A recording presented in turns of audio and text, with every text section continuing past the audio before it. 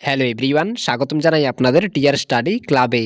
আমাদের রাজ্যে মাননীয় মুখ্যমন্ত্রী প্রফেসর ডক্টর মানিক সাহা জনসম্মুখে কিছু গুরুত্বপূর্ণ আলোচনা করেছেন। তো বিস্তারিত আপনারা দেখে নিন কি কি বলা হয়েছে, আমাদের রাজ্যের মাননীয় মুখ্যমন্ত্রী কি কি বলেছেন। ভিডিওটি শুরু করার আগে আপনাদের কাছে একটাই রিকোয়েস্ট, আপনারা যারা যারা আমাদের এই চ্যানেলে নতুন এসেছেন অবশ্যই চ্যানেলটিকে সাবস্ক্রাইব করে পাশে থাকা বেল আইকনটিকে অলে করে রাখুন, যাতে ত্রিপুরার বিভিন্ন শিক্ষা সংক্রান্ত ও জব সংক্রান্ত আপডেট আপনারা সবার প্রথমে আমাদের এই চ্যানেলে পেয়ে যেতে পারেন। ৫৫তম বার্ষিক সাধারণ সম্মেলন আপনাদের,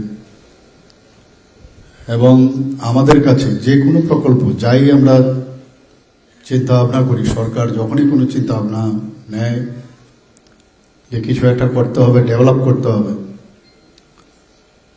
ইঞ্জিনিয়ারদের কথা ওনাদের উপর ভিত্তি করেই কিন্তু আমরা সব প্রকল্প আমরা করি। কারণ যে কোনো জায়গায় যে কোনো ডিসিপ্লিন বা আমাদের যে ডিপার্টমেন্টগুলো আছে, প্রথমেই ওখানে ডেভেলপমেন্টের বিষয় হচ্ছে ইনফ্রাস্ট্রাকচার ডেভেলপমেন্ট, লজিস্টিক সাপোর্টও লাগবে। তো সেখানে আপনাদের যে পেশাগত দায়িত্ব, সেটা কিন্তু খুব আমরা দেখেছি সবসময় আপনারা সেই কাজটা করে থাকেন। ৬০-এর দশকের মাঝামাঝি বা তার শেষের দিকে আপনাদের এখানে ত্রিপুরাতে আমাদের engineering college, Tripura state engineering college শুরু হয়েছিল। পরবর্তী সময়ে আপনাদের এই সিটও এখানে অ্যাসোসিয়েশন তৈরি হয়। তৎকালীন সময়েও যারা আমাদের সমবয়সী বা জাস্ট আমাদের থেকে কয়েকজন সিনিয়র, তাদের সাথে আমার নিয়মিত কথাবার্তা হতো। এবং ত্রিপুরাতে যখন অনেক কিছুরই অ্যাভেলেবিলিটি ছিল না, এটা আড্ডা অ্যাভেলেবিলিটি কিন্তু ছিল তখন। ওরা যখন আসতো কলেজ থেকে বাসে করে আগরতলা শহরে, তা আমরা একটা জায়গায় সেখানে বসে বিভিন্ন কথাবার্তা হতো। তো ইঞ্জিনিয়ারদের সম্পর্কে আমার খুব একটা ভালো সম্যক ধারণা আছে। আবার ওই দিক দিয়ে যদি চিন্তা করি, এমনও ইঞ্জিনিয়ার ছিল তৎকালীন সময়ে পাশ করে চাকরিও ছিল না। আমার বন্ধুবর, আপনারা শুনে অবাক হবেন, ত্রিপুরাতে প্রথম অটো চালক যদি কেউ থাকে, ত্রিপুরা ইঞ্জিনিয়ারিং কলেজ থেকে পাশ করে একজন ইঞ্জিনিয়ার, চাকরি ছিল না তার। সেই জায়গায় দাঁড়িয়ে, আমি জানি না এখনো কোথায় আছে, সেই জায়গায় দাঁড়িয়ে আজকে যে এই সিটের যেসব দাবি দেওয়া এখানে রেখেছে, এবং আমার খুব ভালো লাগলো এখানে কম্পারিজন একটা, এখানে কম্প্রেহেনসিভ একটা পিকচার এখানে তুললে, যে তখনের সময়ে স্কেলের কি অবস্থা ছিল এবং বর্তমানে কি অবস্থা। কিন্তু সেই তুলনায় যদি আমরা দেখি, এখন কিন্তু অনেকটা কিন্তু দূরত্ব আমাদের কমেছে। আমি জানি বিভিন্ন কারণে এই ধরনের যে গ্রেড পের যে ডিফারেন্স হয়েছে বা স্কেলের যেটা ডিফারেন্স আছে, এগুলো বিভিন্ন কারণে কখন যে কে কোন ফাঁকে করে নেয় বলা মুশকিল। আর ব্যুরোক্রেটদের তো বলে লাভ নেই, ওনাদের স্বার্থ ঠিক রেখে যারা টেকনোক্রেট আছে তাদেরকে কিভাবে দাবিয়ে রাখবে, সবসময় একটা ওদের সবসময় মানসিকতা। একটা সময় ছিল, আমি একবার চেষ্টা করেছিলাম, আমার সবসময় একটা চেষ্টা সবসময় থাকে, টেকনো অ্যাসোসিয়েশন আমি বানিয়েছিলাম। আমার ক্লিনিকে বসে টেকনো অ্যাসোসিয়েশন বানিয়েছিলাম। সেখানে ইঞ্জিনিয়ার, ডাক্তার, বিভিন্ন যারা টেকনিক্যাল যারা ছিল। কিন্তু বেশি দূর আমি এগোতে পারলাম না, কারণ চাপ ছিল, রাজনৈতিক চাপ, সরকারের তৎকালীন সময়ে সরকারের চাপ।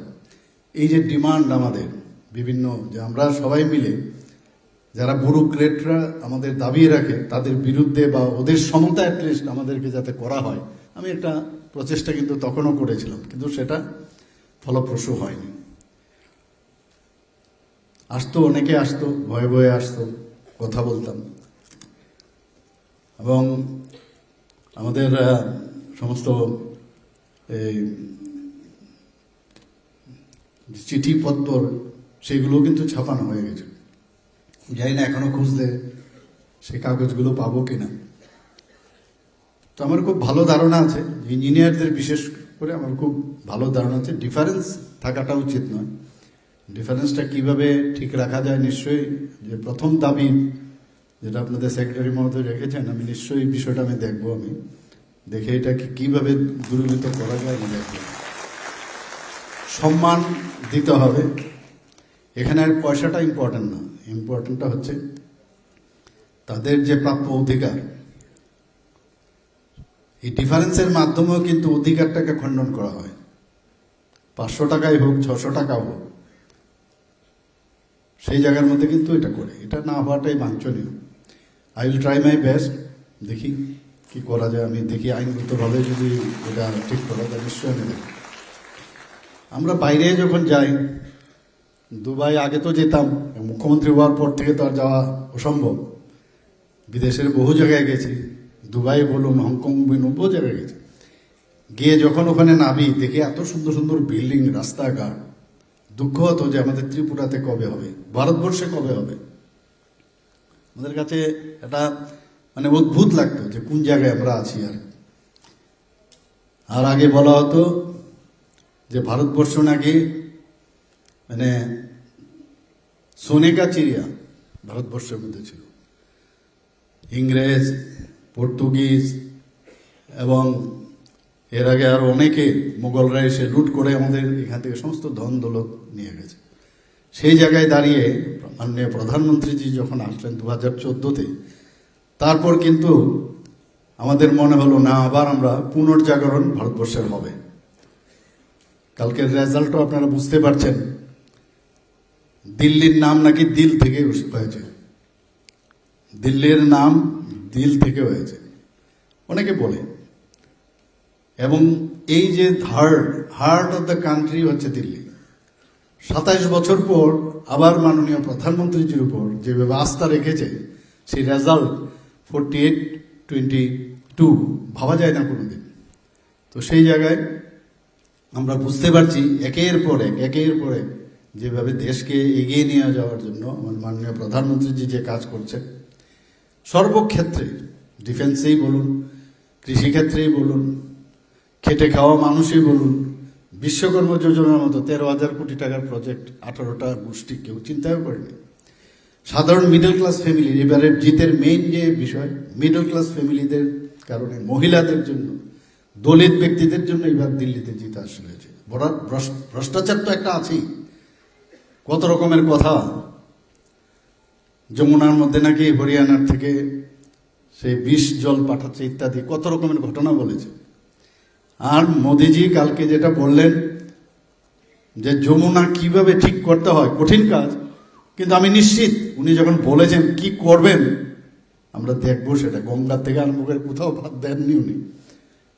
আমরা খুব আশাবাদী যে ভারত, এই যে বিদেশের সাথে আমি যে তুলনা করলাম, বিভিন্ন বিল্ডিং থেকে আরম্ভ করলো, এত সুন্দর সুন্দর বিল্ডিং, এখনো আমি আমাদের ত্রিপুরার যারা ইঞ্জিনিয়ার কোনো অংশে কিন্তু কোনো কম নয়। প্রায় আমি ফাইল সই করি, অনেকে বাইরে যায়, ট্রেনিং নিতে যায়, আমি বলি একদম যাবে, নিশ্চয়ই যাবে।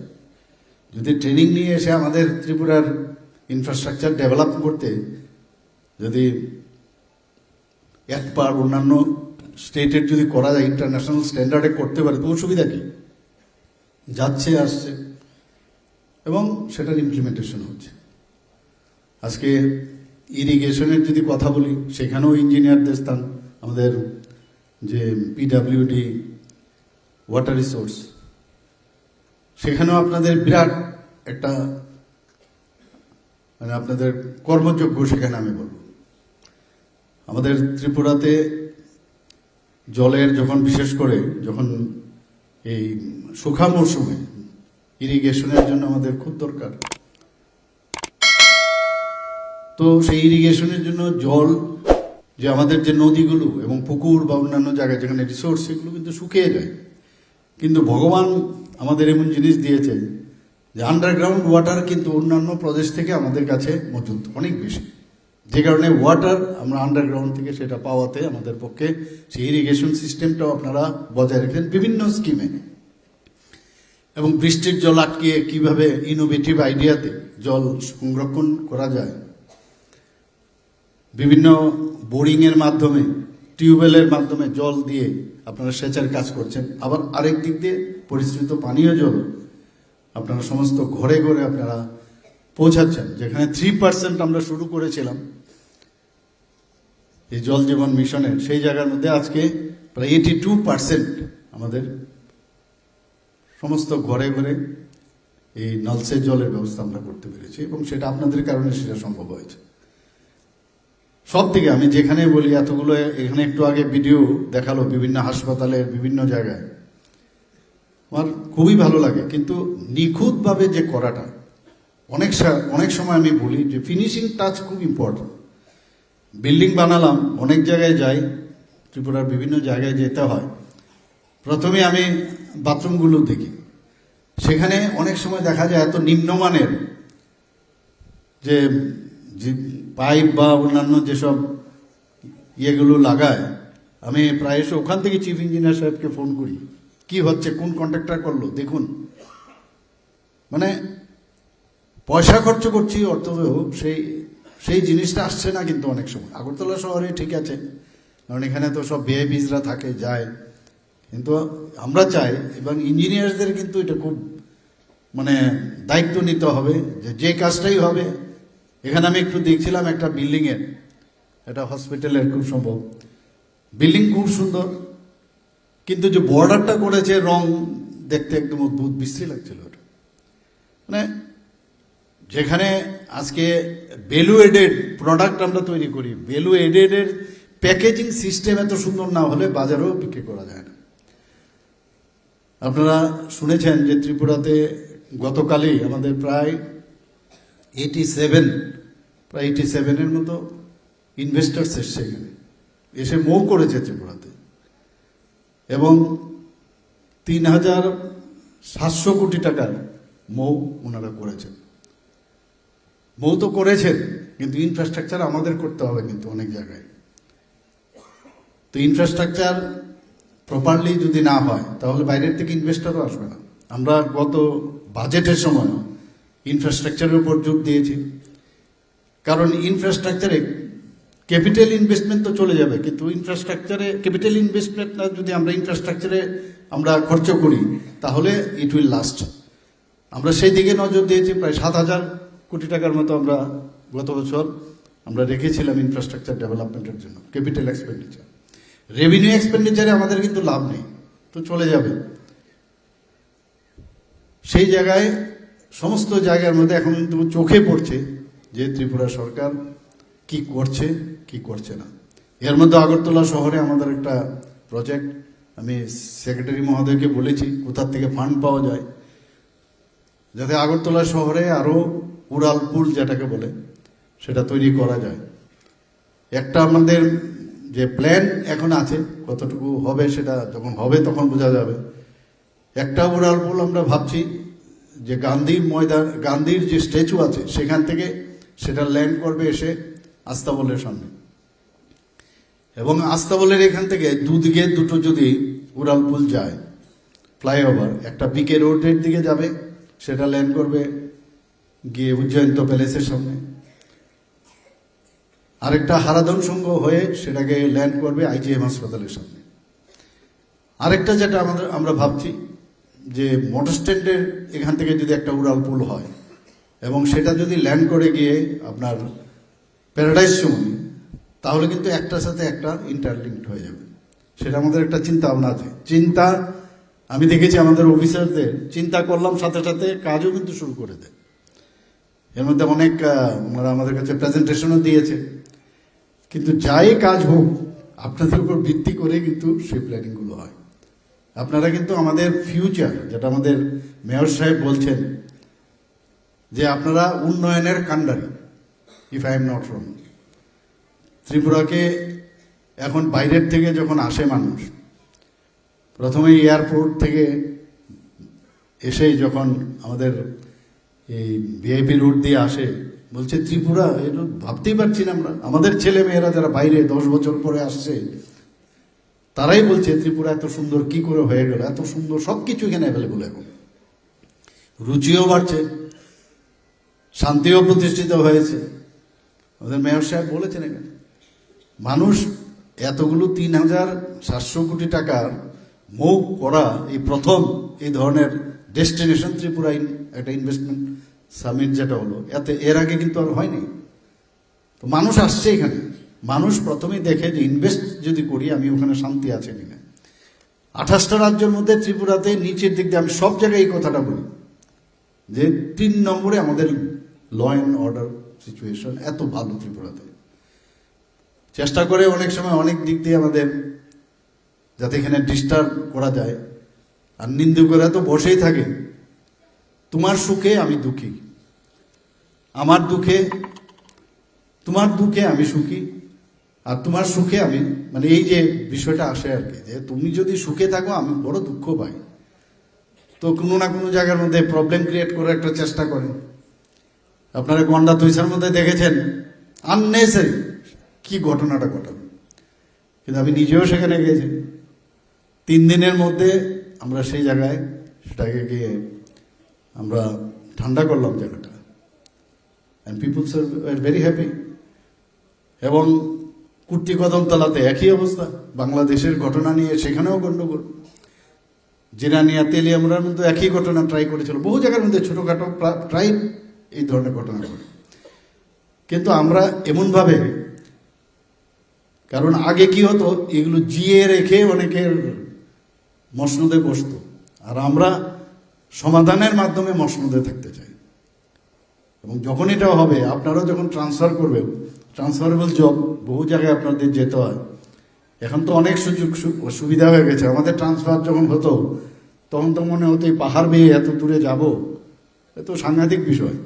এখন তো খুব ইজি গোয়িং। এখন আমি এবার ইলেকশনে, এই আমাদের লোকসভার ইলেকশনের সময় প্রায় 8,000 কিলোমিটার আমি রান করেছি। এর মধ্যে 2,000 কিলোমিটার আমি বাই ট্রেন আর 6,000 কিলোমিটার বাই রোড। কোনো অসুবিধা হয় না। কৈলাস শহরে যেতে এখন 2 ঘন্টা, 2.25 ঘন্টা লাগে।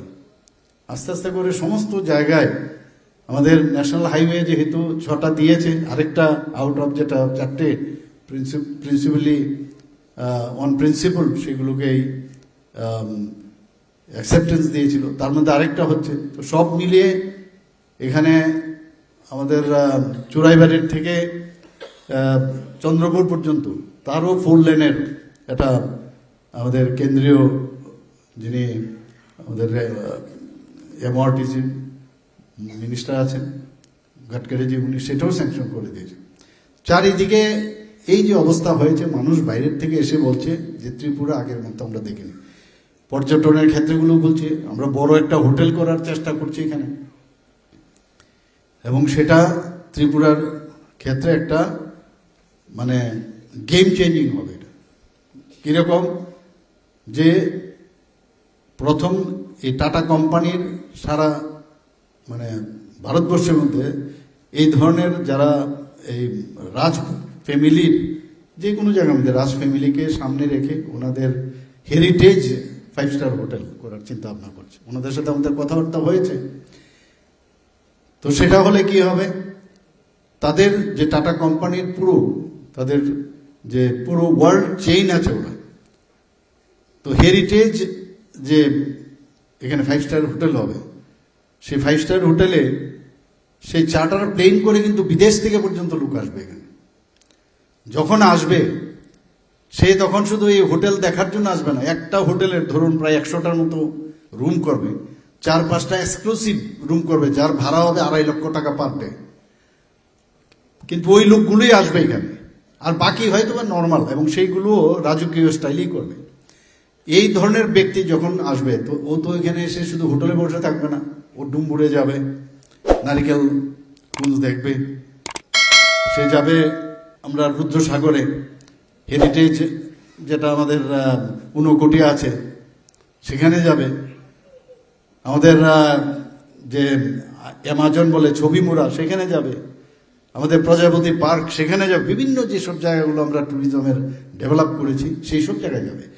এতে করে প্রায় 200 জন ব্যক্তি ডাইরেক্টলি কিন্তু তার এমপ্লয়মেন্ট হবে ওখানে, আর ইনডাইরেক্টলি কত লোকের এমপ্লয়মেন্ট হবে। গাড়ি থেকে আরম্ভ করে যারা খাবার সাপ্লাই করবে, এভরিথিং। তো এই ধরনের আমরা চিন্তা ভাবনা আছে এবং আমি নিশ্চিত যে সেগুলো আমরা করতে পারবো। আমি অত্যন্ত খুশি আজকে এখানে এসে আপনাদের সাথে পরিচয় হলো। গতকাল এর একটা কনফারেন্স ছিল, ইন্ডিয়ান মেডিকেল অ্যাসোসিয়েশন, তাদেরও বহু পুরনো অ্যাসোসিয়েশন। তো এই ধরনের অ্যাসোসিয়েশন জীবিত রাখাটা আমাদের খুব দরকার, কারণ অনেক সময় ইন্ডিভিজুয়ালি অনেক জিনিস আমাদের পলিসিগত যখন ডিসিশন হয়, সেটা এই ধরনের অ্যাসোসিয়েশন থাকলে তার যে কর্মকর্তারা আছেন তাদেরকে যদি বলা যায়, তো এর যে ঢেউ সমস্ত মেম্বারদের মধ্যে চলে আসে। অনেস্টির সাথে আমাদের কাজ করতে হবে, কারণ বারবার আমরা যেটা বলছি, অনেস্টি ছাড়া এবং ট্রান্সপারেন্সি ছাড়া মানুষের মন জয় কোনো অবস্থায় সম্ভব নয়। এবং সেটা দিল্লির রেজাল্ট দেখে আমরা কিন্তু বুঝতে পারছি, মানুষ সব দেখে, সব বুঝে। এবং একটা সময় ছিল কোন অ্যাসোসিয়েশন প্রেসিডেন্ট কে হবে, সেক্রেটারি কে হবে, সেইগুলো একটা দুর্গের থেকে বলে দিত যে এই প্রেসিডেন্ট হবে, এই সেক্রেটারি হবে। আমাদের সময় এইসব না, মেম্বাররা যারা যে যা ডিসিশন নেবে সেটাই। আমাদের কাছে এইসব পলিটিক্স আমরা করি না। ক্লাবে ক্লাবে কোন ক্লাবে কে প্রেসিডেন্ট হবে, সেক্রেটারি হবে, সেগুলো পর্যন্ত একটা পার্টিকুলার দুর্গের থেকে বলা দেওয়া হতো। আমরা এগুলো করি না। ট্রান্সফারও ওই দুর্গের থেকে বলতো, সেইভাবে ট্রান্সফার হতো। আমরা সেগুলো করছি না এখন। তো আমরা ট্রান্সপারেন্সির মাধ্যমে, কারণ আমি সব জায়গায় একটা কথা বলি যে তুমি আমাদের এই লোক, তখন কাজের মাধ্যমেই তুমি আমাদের লোক। যে ভালো কাজ করে তার কোনো ধর্ম নেই, কাজের ধর্ম হচ্ছে মেন। ভালো ইঞ্জিনিয়ার, সেটা ভেরি ইম্পর্টেন্ট। এখানে উপর দিকে বলা হয়েছে ইঞ্জিনিয়ারদের, চিফ ইঞ্জিনিয়ার স্তরে অনেকের এখন এখানে নেই। একটা সময় ছিল মিস্টার বেদাগিরি, জানি না আপনারা জানেন কিনা, বাইরের থেকে কিন্তু এখানে চিফ ইঞ্জিনিয়ার ছিল, এবং এক চিফ ইঞ্জিনিয়ার সারা ত্রিপুরাকে দেখেছে। এখন আস্তে আস্তে করে চিফ ইঞ্জিনিয়ার আমাদের অনেকগুলো ডিপার্টমেন্ট হয়েছে। তো আমরা ভাবছি যে এই যে গ্যাপটা হয়েছে, গ্যাপও আমরা ফিল আপ করবো। আর প্রয়োজনে ওই লেভেলে এক্সট্রা অর্ডিনারি যদি এক্সটেম্পো এরকম কোনো থাকে, তাদেরকেও আমরা যদি আনি, of course will talk to you, তাহলে একটা মিলজুল হবে। তাদের যে ক্যালিবার, সেই ক্যালিবারগুলো আমরা নিতে পারবো। তাহলে গিয়ে যে বেটার থেকে বেস্টের যে ডেভেলপমেন্টের ক্রাইটেরিয়া, সেটা আমরা ফুলফিল করতে পারবো। কারণ এখানে অনেকগুলো এই যে প্রমোশনের বিষয়ে অনেকগুলো আমরা চলছে, এর মধ্যে কথাবার্তা চলছে যে একবার মাত্র প্রমোশন দেওয়া যাবে অ্যাডহক, এরপরের বার অ্যাডহক দেওয়া যাবে কিনা। আমি লিগ্যাল যারা ব্যক্তিরা আছেন তাদের সাথে আমি বসেছি, তাদের সাথে কথা বলে হয়তোবা কিছু করারও সুযোগ হয়তোবা থাকতে পারে। আমি জানি না আগামী দিন করতে পারবো কিনা, কিন্তু বসে থাকলে হবে না। কারণ প্রমোশন, আমি যদি রিটায়ারমেন্ট যাই, কতদিন আমি এক্সটেনশন দেব? তো সেই চিন্তা ভাবনাও আছে। এবং গতকাল এর মধ্যেও আমি বলছিলাম যে যখনই কোনো দুর্যোগপূর্ণ ঘটনা ঘটে, এই ধরনের অ্যাসোসিয়েশন, বিশেষ করে ডাক্তার, ইঞ্জিনিয়ার যেভাবে ঝাঁপিয়ে পড়ে, পুলিশরা যেভাবে ঝাঁপিয়ে পড়ে, আমাদের টিম তো আছেই, অফিসাররা তো আছেন, কিন্তু আপনারা কিন্তু ওই সময়ে যে আপদা অবস্থাটা আসে, সেই জায়গায় আপনাদের রোল কিন্তু বিরাট। এবারেও দেখুন, আমরা বগাফার মতো জায়গায় মানে প্রায় 600-650 উপরে মিলিমিটার বৃষ্টিপাত হয়েছে সাউথে। তো সেই জায়গার মধ্যে আমরা কিন্তু এটাকে দক্ষতার সাথে আমরা সেটাকে ওভারকাম করতে পেরেছি, এবং সেখানে আপনাদেরও বিরাট রোল ছিল। কেন্দ্রীয় সরকার তো আমাদের হেল্প করেছে, কিন্তু আপনাদেরও বিরাট রোল ছিল। এখানে মুখ্যমন্ত্রী ত্রাণ তহবিলের আপনারা সাহায্য করেছেন আর্থিকভাবে, মেন্টালিও করেছেন, ফিজিক্যালিও করেছেন, আর্থিকভাবে করেছেন, সব দিক দিয়ে আপনারা করেছেন। যে আপনারা ইউ আর দ্য ফোর্স, একটা ডিপেন্ডেবল ফোর্স আমাদের ত্রিপুরা রাজ্যের ফার্দার ডেভেলপমেন্টের জন্য।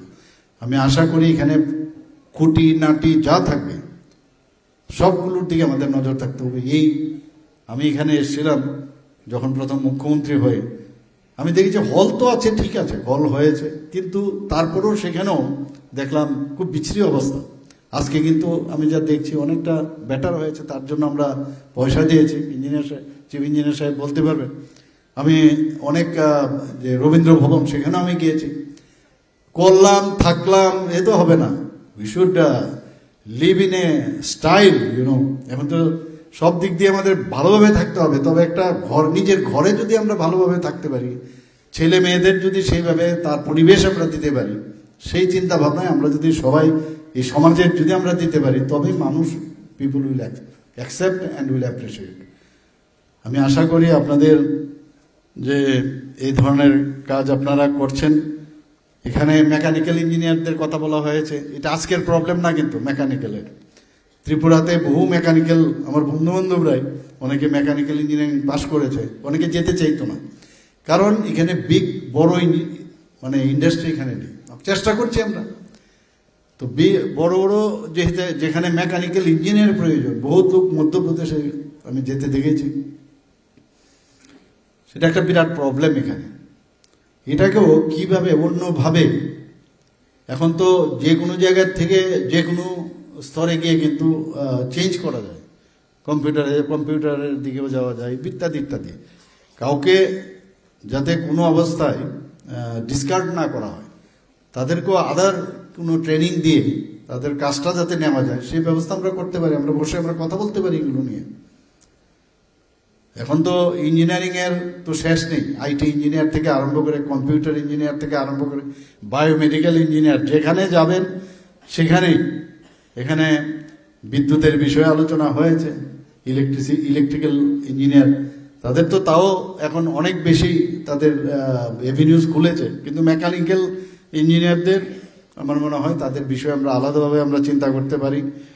এবং আপনাদের যে রাস্তা, সড়ক, সেতু, বিল্ডিং, জল সরবরাহ, সেচ এবং বিদ্যুৎ ব্যবস্থার যে উন্নয়নের সাথে আপনারা জড়িত রয়েছেন, সেই জন্য আপনারা আশা করি যে এটাকে আরও বেশি, সময় কম, আমার প্রায় 2 বছর হতে চললো আমাদের মন্ত্রিসভার, এবার নতুন সামনের মাসেই হবে, কিন্তু প্রতিদিন মনে হয় যেন অনেক সময় চলে গেছে, অনেক সময় চলে গেছে।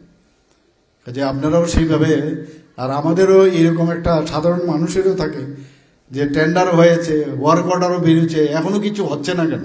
আর এর জন্য তো সময় লাগবে।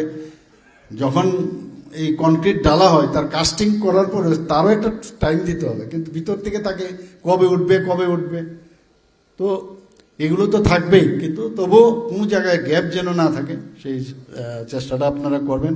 আর ফিনিশিং একদম এক্সট্রিম পর্যায়ে সেটা যেন থাকে, সেটা রাস্তা হোক, সেটা বিল্ডিংয়ে হোক, যে কোনো জায়গায় এটা যেন আপ টু দ্য মার্ক থাকে।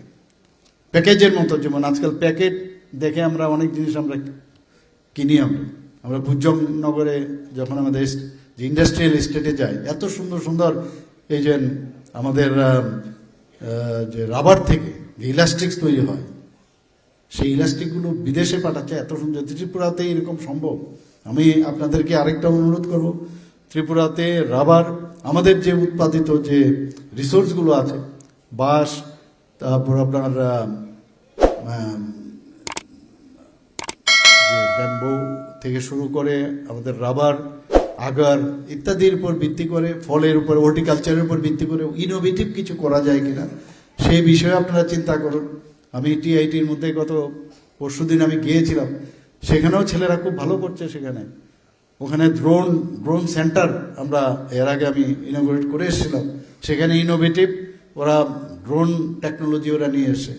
আমি বলেছিলাম যে আমাদের মাননীয় প্রধানমন্ত্রীজি বলছেন যে ড্রোন দিদি বানাবে, আপনাদের এখান থেকে ড্রোন দিদি কেন আপনারা সেখানে এই আমাদের ড্রোন দিদিদের এনে আপনারা প্রশিক্ষণ দেবেন না? ওনারা বলেছেন সেগুলো করবেন। এবং 30 জনের মতো ছেলে সেখানে দেখলাম যে ওরা ট্রেনিং নিয়েছে এবং ভালো করছে। এই ধরনের আপনারা সবাই মিলে, আর এই অ্যাসোসিয়েশন আমার মনে হয় এতগুলো ইঞ্জিনিয়ারিং কলেজ এখানে আছে, সমস্ত প্রফেসররা ওখানে আছেন, ইঞ্জিনিয়াররা আছেন, স্টুডেন্টরা আছেন, তাদেরকেও আপনাদের সাথে যুক্ত করুন, তাহলে অ্যাসোসিয়েশনটা আরও বেশি স্ট্রেংথেন হবে বলে আমার বিশ্বাস। সবাইকে অসংখ্য ধন্যবাদ, নমস্কার, জয় হিন্দ। অসংখ্য ধন্যবাদ এবং আন্তরিক কৃতজ্ঞতা জ্ঞাপন করছি মাননীয় মুখ্যমন্ত্রী শ্রদ্ধেয় প্রফেসর ডক্টর মানিক সাহা মহোদয়কে আপনার মূল্যবান বক্তব্যের আলোকে আমাদের অনুপ্রাণিত করবার জন্যে। সামাজিক দায়বদ্ধতার কথা মাথায় রেখে সিট নানা রকম সমাজ সেবামূলক কর্মকাণ্ড সম্পাদন করে থাকে। আজকেও এই অনুষ্ঠানে আর্থিক সহযোগিতা তুলে দেওয়া হবে অরফেনেজ, শ্রী অরবিন্দ শ্রী মা আশ্রম ট্রাস্টকে এবং ওল্ড এজ হোম আপনার ঘরকে।